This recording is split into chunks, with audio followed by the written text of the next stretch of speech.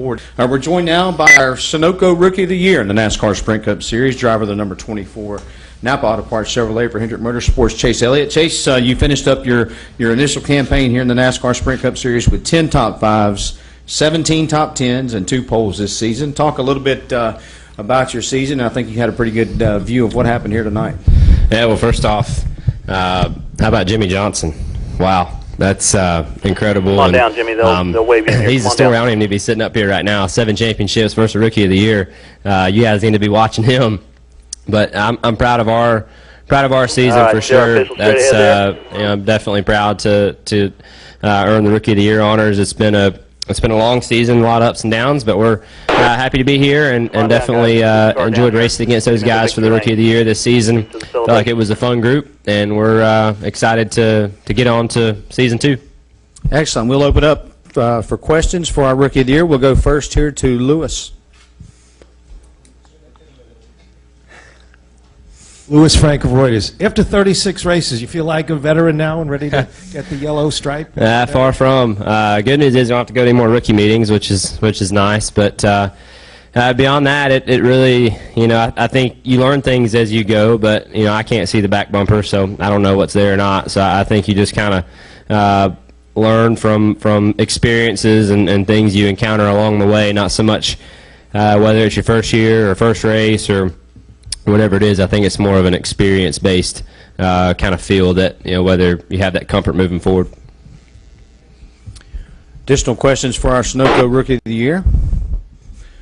Chase, congratulations on a fabulous campaign. Thank you, guys.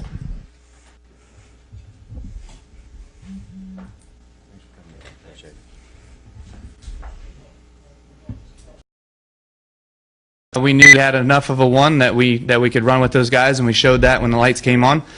And the M&M's team and Adam Stevens and all these guys made some great calls, great adjustments all night long, kept us in the game.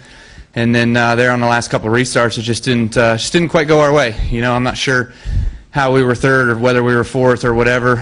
Certainly gave Johnson, I guess, a better lane there, and I didn't get the best of restarts on that one, second from the end. And Logano got a really good one and drove right up through the middle and got to my quarter and got me really tight and then really loose and sucked me backwards and got me alongside of a couple other guys. And then there was a spin and a caution behind us, and from there we knew that we weren't going to be able to go back and outrace those guys in front of us because Logano had better tires than we did. But tried to get tires on the thing, and everybody else had pitted the previous time, so it just set us too far back. And we were able to persevere there from 13th or whatever it was back up to 6th, I guess. So all things considered, we had a really good run tonight, just not good enough. We'll open it up to questions. We'll start here with Mike, then go to Don, then Greg. Mike Embry, Auto Week. Kyle, the restart after you pitted, was the fact you didn't get a good restart there a consequence of you being back in the traffic, or was it Logano coming through, or all the above? Or we didn't pit on that one. What are you getting at? When you pitted and you talked about you didn't get the best restart. No, that restart I restarted fine. That's the one that Carl and Logano wrecked. Okay, but when you started back in the pack, was it a consequence of there being a lot of traffic around? Joey came through? Or? So we pitted, and we had a restart where I restarted 6th on the outside, and Logano and Carl were on the inside. And Jimmy, I think, was right behind him as well, too. And those guys crashed, and I got clear of Jimmy, I guess, getting into 1. And then when the caution came out, that gave me 3rd. So then the next restart, we were still out there on 1-corner tires. But I just didn't get the best of restarts right there on that one. And you don't on the inside. I was 3rd, so I restarted behind the 4. We had to wait for the 42 to go. Johnson timed it well enough with the 42 to kind of get his jump. And Logano timed it however he did from behind me. I don't know. I didn't see that. And got shot right through the middle of my 2 teammates that were behind me, the 20 and the 11, and then got to my quarter getting off into turn 1 and just got me real tight, then real loose, just being real close to me. We'll go over here to the right to Don, and then we'll go to Greg, then Bob. Hi, Kyle. Don Coble from the Florida Times-Union. Today was really unusual in that you, Carl, and Joey at one time were you kind of had it, and then it kind of got away, then you had it, it got away. Jimmy never got really involved into it until 10 laps to go. If you ever remember today emotionally, where things came and went so quickly and so surprisingly. Yeah, it was certainly up and down, but I just tried to keep an even head and know that there's something else coming. You know, you're just not sure which, so you just got to make sure that you keep focusing on what you're doing and what's ahead and what's going on in that moment. When we had that long run, when I got in front of the 19 and the 22 there, and we kind of checked out on them, I thought we were going to be in a really good spot, and we had 47 laps to go or 55, whatever it was. And you know, I thought we got a big enough gap there that I could stay out there and stay in front of the 19, but he ran me down. He was really fast, and he passed me and put him back in the lead. But yeah, you're right. I mean, when I looked in my mirror all night, and only early on in the night when the sun was still out did I see the 48 in my mirror, and every time we drove away from him on the long run. So crazy that you know, they were never really in the game, but there they are all of a sudden. Every chance they get, you know, they get in the right time or the right lane or have a good restart or just do the things they need to do, and they make the most of it. We'll go to Greg, then Bob. Kyle, Greg Engel, CupScene.com. It was an intense affair, and obviously we're not race car drivers, so we don't know what's going through your mind, but was when Carl caught you there, was reeling you in, caught you, I think it was lap 240 or something like that, was Richmond at all in the back of your mind, or was it completely out of your mind, you're just focusing on the task at hand? I was just focusing on the task at hand. There's plenty of room, plenty of lanes, plenty of opportunities, plenty of laps left that he didn't have to do any of that stuff, so it didn't bother me.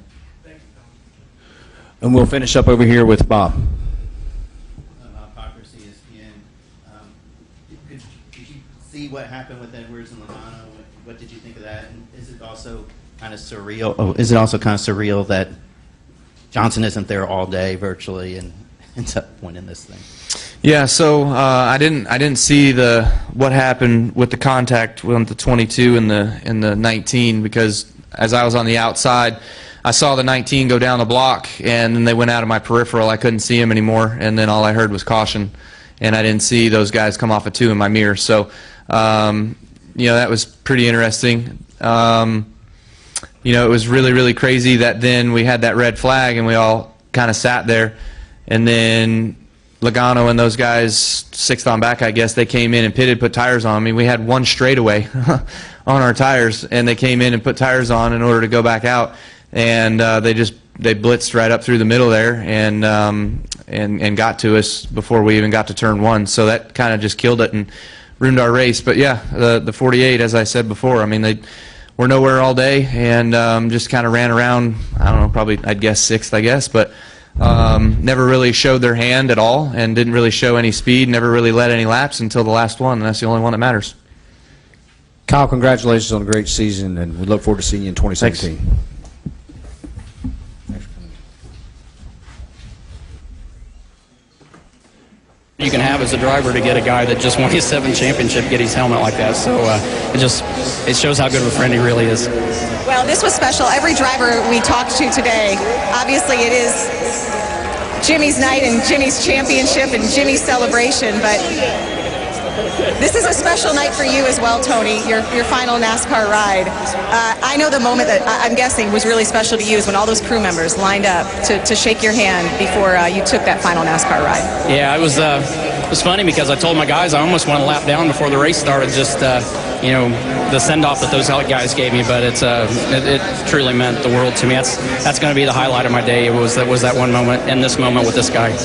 What I can think of no better way for Tony's NASCAR season to end than with Jimmy Johnson tying history with a 7th championship. As they pause for a photo, they're going to continue to talk, but I'm going to grab Dale Jr. if I could for a moment. Dale, I saw you were kind of behind the stage there, just sort of